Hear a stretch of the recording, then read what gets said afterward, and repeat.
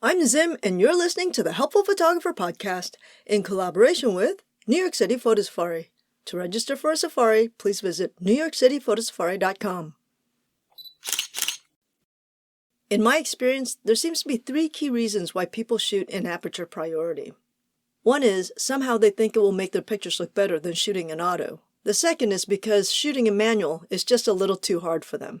And third is they want to control their depth of field, which they think will make their pictures look better.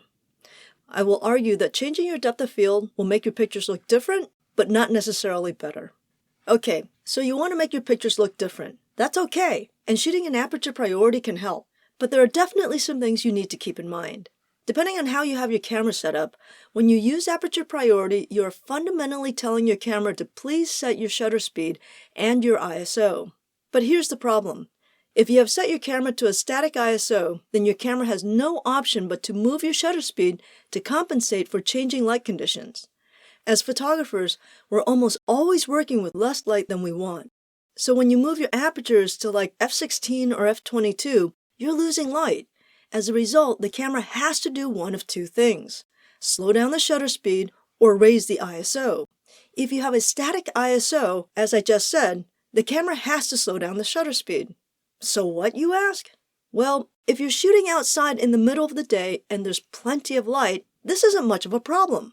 But let's say you enter a building, like the New York Public Library, which is more or less akin to a cave. The lack of light and your high aperture means that your camera is going to have to really slow down to gather enough light for a good exposure, likely to the point at which you can no longer handhold your camera without a blurry image. But, you might ask, what if I set a minimum shutter speed? Then I'm guaranteed a sharp shot. That's a nice idea, but here's the problem. If you did that and also set a low static ISO, then your image will most certainly be underexposed because it is no longer allowed to gather more light via shutter speed. If you set an auto ISO, then it's going to go through the roof and your resolution is going to be crap. But then the question is, what if I also set a ceiling on my auto ISO? Then we're back to the problem of underexposure, because then the camera isn't allowed to use ISO to gather more light either. Let's review. You have low light and you have set a high aperture, which reduces the light you are gathering through your lens. Then you set a limit on your shutter speed, so your camera can't get more light there. And then you set a limit on your ISO, which again limits your camera's ability to get more light. All of which will result in a moderately to grossly underexposed image when you're under low light. So what about moving ISO manually to compensate for the problem? Yeah, you're right. Of course, you have to do that. But let's do the math. You're shooting outside in broad daylight, shooting f16 at 1/125th of a second and ISO 100 with a 50mm lens. All is good. But then you enter the library and you lose 7 stops of light, which is absolutely conceivable, and actually it's a bit wishful because it's likely to drop more than that. With a 50mm lens, you can drop your shutter speed to 1/50 comfortably.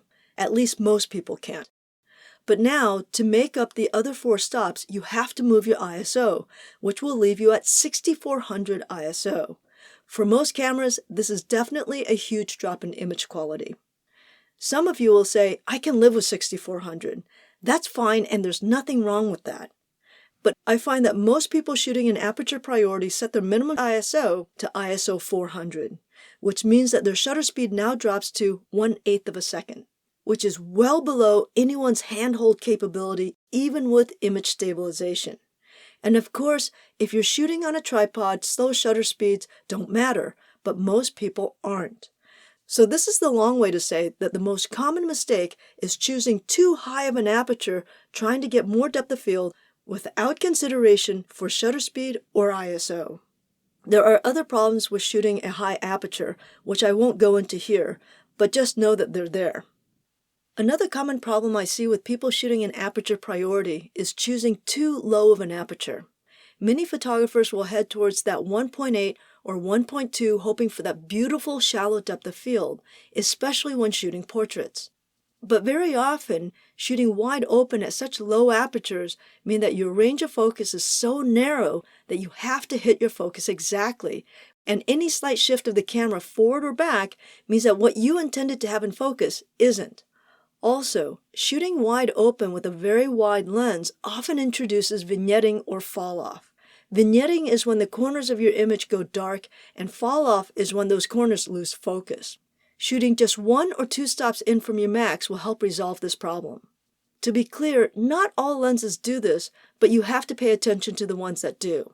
In order to figure that out, you have to run a test. So the most common problems with shooting an aperture priority is not understanding the consequences of using different apertures beyond changes in depth of field. So choose wisely, and until next time, keep on shooting!